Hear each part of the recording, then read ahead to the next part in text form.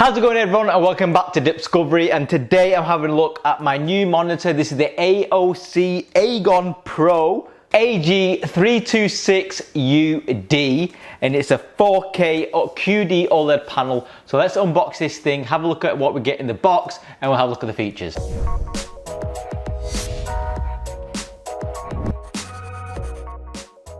So it comes pretty nicely packaged in a full glossy box here with all the specs on the back. Now, as you can see from here, we've got the QD-OLED display, pretty much the same QD-OLED displays that you find on other monitors around at the moment. You're not spoiled for choice. They all pretty much are either using a Samsung panel or an LG panel. Obviously being a QD-OLED, this is probably the Samsung panel. So you get adaptive sync in here, 165 Hz refresh rate, 0.03 milliseconds response time in this thing, UHD of course, 4K, HDMI 2.1, and it's also a VESA certified display, HDR True Black 400. So lots of really good features, and this price is really good. It's probably one of the cheapest QD OLEDs with 165 Hz that you can get at the market at the moment. RRP £729.99 from scan.co.uk, link is in the description. But if you're lucky, you can find it on sale for £648.99 because at the moment it's a Christmas offer, but you know, you might find it on offer some other time. So let's open this thing up and have a look what we got. Now once you open up the box, as you can see, there's a very specific way of taking it out of the box. So once you unseal it from the top, they've got some little hanging straps on the side that you use to hold it. You need to make sure they're flipped outwards so it unlocks the styrofoam, and then you just got to carefully slide it out. You don't want to tip it upside down because then the monitor and packaging might come loose and then you might end up damaging your screen. So slide it out like I did on that video. When you first open it up, you will get given this is a color calibration report, which is really nice to see that they actually include that in there and they actually care about the color accuracy on this thing. You're looking at a 99.9% Adobe RGB color accuracy, which is really good. And it also gives you a little warning guide on how to unbox the display and take it out for your first time ever, so you don't damage it. So very important that that's the first thing you see, and make sure you pay attention to that and give it a read through. Now inside the styrofoam, you've got this little strap here. Now obviously the strap's there to keep the two pieces of the styrofoam together in transit. So now that we're finished with that, you can take that out. We've got a UK mains plug as well. It's a just standard kettle lead type. You also have another piece of paper here, and all this thing is telling you is that the energy report for the monitor itself, which has actually been graded a grade G, which isn't great because that's the lowest grade you can get. So it was a bit strange because it's an OLED panel, which tend to be better on energy. You've got this box. Now inside this box is actually branded AOC AGON Pro, and inside here, let's have a look what we got. We've got all the things that you'll need, or the accessory pack. So we've got a USB-B to USB 3 cable. You have a little baggie of screws, little screwdriver there. Nice to see that you get that. You get a HDMI 2.1 speed cable, so that's nice that they include that with you. You also get a display port cable as well. I'm guessing it's the 1.4A latest standard. You get another energy label certificate. You get a little sheet telling you about the maintenance instructions to take care of the OLED panel. You get a 2-pin, just the US style kind of mains plug in there as well. Now you also get an adapter here, which allows you to use it for a VESA wall mount as well if you don't want to use the stand. So they included the adapter, so it'll the monitor actually sticks out a bit, so you can nicely mount it against a wall or use it with a monitor arm. Got some more bag of screws here as well for the VESA mount, and you have a quick start guide and important information manual on how to use all the bits and bats in the monitor. So quite an extensive little accessory pack there. Now once you get through all that stuff, obviously here the last two bits that are on the styrofoam is the actual base for the monitor. So I'll just pull that out, and then other than the base, you've got the stand bracket as well that obviously connects to the base. So I'm just going to open this up. Okay, so these are your two pieces of the base here. Now what you'll notice is that base itself is quite an unconventional shape. It's actually not symmetrical. which is a bit strange, but they're kind of going for that kind of odd geometric vibe. So you might like it, you might not, or it might kick off your OCD, it might not. But yeah, it's not a symmetrical base, so that's by design. It's actually fully metal as well, so it does feel really nice, cold to touch as well. The bracket itself at the back, so this is the same color tone as the metal base. However, although it is metal inside, it is a plastic outer shell. But it does feel quite solid and heavy and good quality. On the back as well, you've got a little ledge that pulls out to mount your headphones, so that's nice to see. Now, all you've got to do is put the bottom of the base stand onto the bottom there, and there's a little thumb screw to tighten it, and you can do it without a tool. You don't need a screwdriver to do it, but once you've done that, it'll actually tighten the base to the monitor arm. So pretty straightforward. You've probably done it before with other monitors because it's the same thing. And there you go, that's your base there. And then what they say is once you set up your base, the safest way to remove it from the monitor from the styrofoam is you take the outer styrofoam layer off, you get the click attached there, push it into the monitor back, and then you can safely pull the monitor out with the base all together. So let's try that. Now once you've got your base arm in, there are 2 screws in the bag that you need to get out, because those are the screws that secure the arm to the actual monitor. So you just need to get your screwdriver that comes included and tighten that.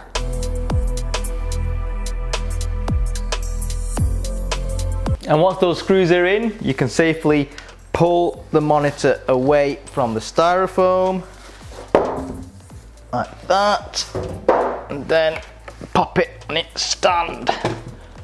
All safe and sound. Now one thing I will say about the stand is it is a bit wobbly. So as you can see there, it's got like quite a big, doesn't take much to make it wobble. So if you are kind of moving around on your desk, then the monitor will wobble. Now it is secure, so I've got no idea that it's gonna fall off or anything like that, but yeah, it just has a slight wobble to it. Now, me personally, I'm gonna be wall mounting this thing. It doesn't really bother me that much, so it's gonna be securely fixed. However, it is something to bear in mind. Now let's have a closer look at the display before we turn it on. So as you can see, it comes already with this kind of protective layer film over the top of the screen. Now that, obviously they're stopping from getting scratched in transit. However, it is a glossy screen on this thing. It's looking at a 2H glass panel.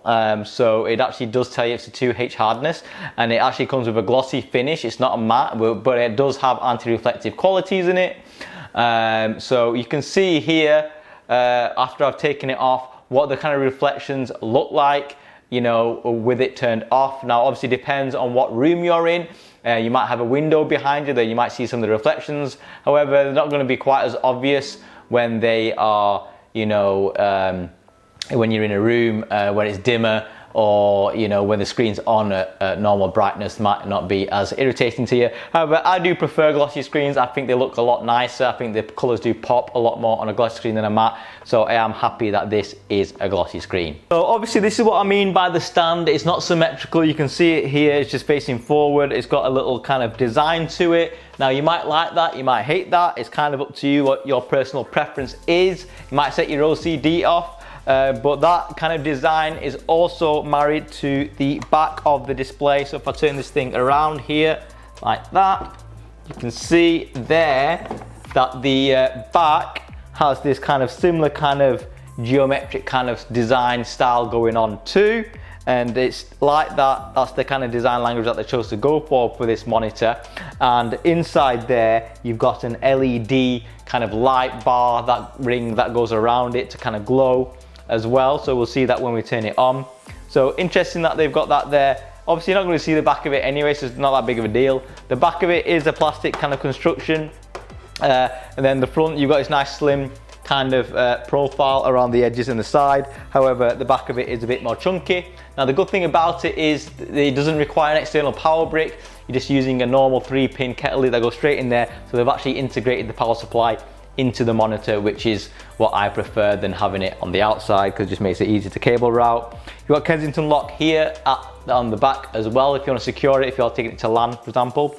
Obviously, like I mentioned before, you've got the headphone bracket, and you've got a cable routing section there on the back of the stand.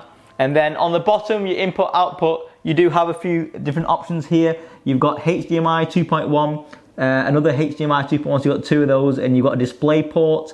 You've also got a headphone jack, a USB B cable input, and you've got USB 3.0, as well as USB super fast charging port as well. Now, some people have a moan because it doesn't have USB-C, but doesn't really bother me, to be honest. I don't really charge anything from a monitor anyway, and it keeps the cost down, which this is a really great price point, as I mentioned before. Now, the monitor itself is obviously height adjustable on the stand. You can go down all the way to about there. You can also bring it up. Now, it can tilt forward and back, but not a huge amount, and it's the same with the left or right. You can tilt it ever so slightly like that, but not huge amounts. It also has like a rotation as well, like so. It does the full kind of 90-degree. However, it looks like the stand isn't quite tall enough to do that and have it full 90-degree. So that's a bit strange, because it's going to hit the table there if I do that. So that's a bit of an oversight. I'm guessing they use this stand for a few different monitor designs. So yeah, let's just turn the thing on and see what it looks like. Alright folks, so here I've got the display hooked up to my MacBook, just to give you a quick demo of what the actual colours look like on this thing. Now, this is an OLED panel, so you do get perfect 100% blacks on this thing. It looks really, really nice, and the colours are absolutely so vibrant, and they really, really pop, and it's so incredibly sharp. I'm absolutely blown away by how good it looks. So it looks really, really good. It's a big step up from IPS and TN panels if you are coming away from that. Currently, I've been using for the past 8 years an IPS 4K display, which was really good at the time, but obviously time's gone on, and the colours starting to look a bit washed out now. So that's why I've decided to upgrade to this OLED panel. So as you can see from these quick demos here, the colours look absolutely hugely pop on this thing as well, and it is surprisingly quite bright. I thought some OLEDs they'd like to keep the brightness down. However, it is quite bright. We're quite in a brightly lit room at the moment, and the colours still look really, really good. Obviously, the main benefit of the OLED is the fact that you got that 100% black. So in some of these scenes, you're going to see the really deep blacks and the contrast between the two. There's no like glow, or that you get with like dimming monitors. You don't get that outer glow, and any glow that you might see is probably being picked up through the camera and then obviously translated on your display. So you're not really going to get the full benefit unless you see this thing in person, where it really, really shines. Now, I get a lot of you are probably going to be using this thing for gaming. So here we've got a Cyberpunk demo running at the moment, Cyberpunk 2077 in 4K. As you can see, the colours look absolutely stunning in this demo, and it looks brilliant. Now, obviously this supports the HDR features as well, HDR 400, but it has got peak brightness of a 1000 nits, which it can do in certain scenarios. Obviously, you need to make sure that you've got a compatible GPU that's well enough to use it. I'm using an RTX 3080 at the moment, and it does support all the features from there that you get. So if you are playing those ray tracing games, it'll look really, really good on this thing. But obviously you need to make sure it supports that. Now, you can either use a DisplayPort 2.1 HDMI cable, or a DisplayPort 1.4A DisplayPort cable, or the HDMI 2.1 cable, and you will get those resolutions available there in the NVIDIA Control Center here, and then you can choose the right settings, as you can see here. So obviously gaming on this thing looks super, super realistic. You're not going to be disappointed at all. And being a 32-inch at 4K is pretty much the sweet spot for 4K in my opinion, because it's not too small where all the icons and text look absolutely tiny, and it's not too big where 4K starts to look a bit grainy, because stretching it across a 4K 40-inch or 50-inch panel, it's about right where you can sit comfortably from it, maybe about a couple of feet away, and you can easily have a really nice gaming experience on there. Of course, it's those night scenes in the game where you're going to feel that the benefit of the OLED. those dark blacks and those deep blacks really look awesome. It adds a new dimension to the game. It'll probably make you feel like you've had a graphics upgrade just by having this much better monitor, and it really does make you the GPU that you've got in the hardware really to shine having a monitor like this. Let's have a look at the OSD that you get in there. Okay, so you just gotta press the little joystick here at the back of the monitor and it'll bring up the OSD. Now here you've got a few different settings. Here you got the game settings, luminance settings, picture-in-picture settings, color setup, light effects, audio, OLED care, and OSD setup as well. If you go in game settings here, it's off by default, but you can control different things like, you know, the adaptive sync, having FPS counters in there, what each HDMI is allocated to.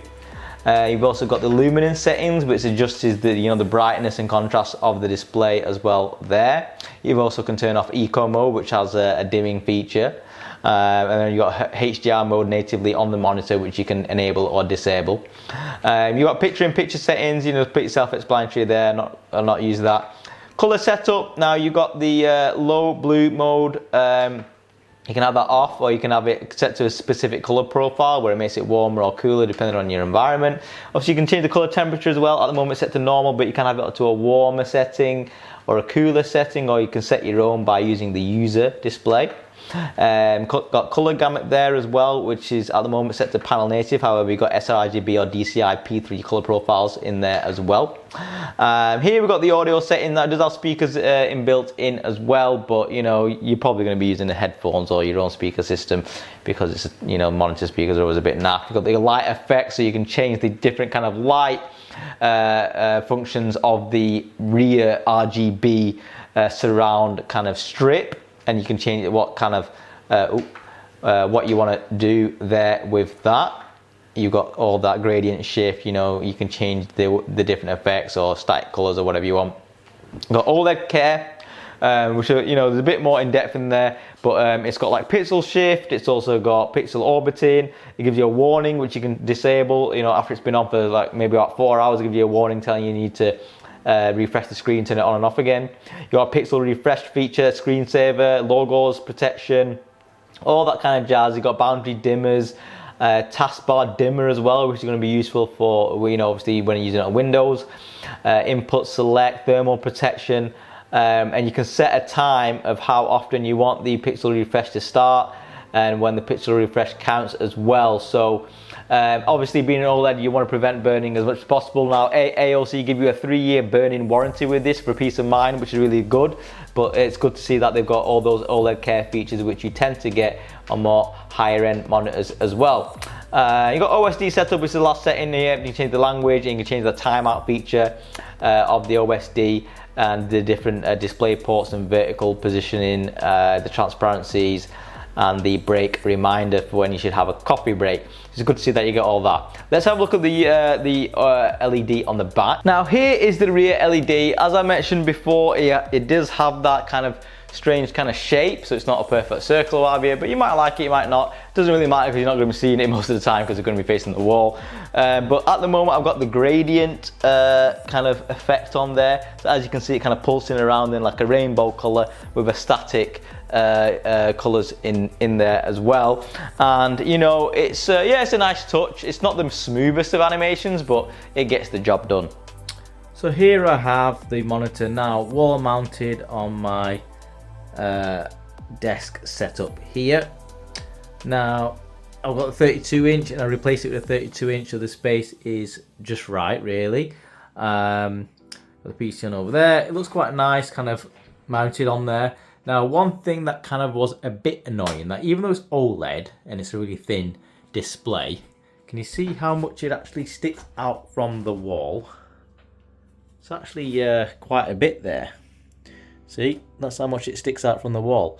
And the reason is because at the back, you have to put on that adapter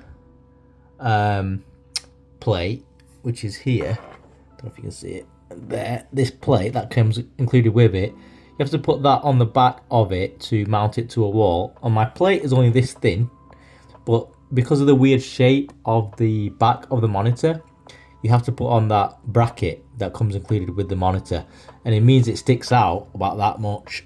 It doesn't go flush to the wall because of the way the back of the monitor's weird shape is designed. So unfortunately, even though it's a flush mount to the wall, it's not actually, it sticks out quite a fair bit. Like, you know, I could fit my whole hand in there. It's quite a shame, really.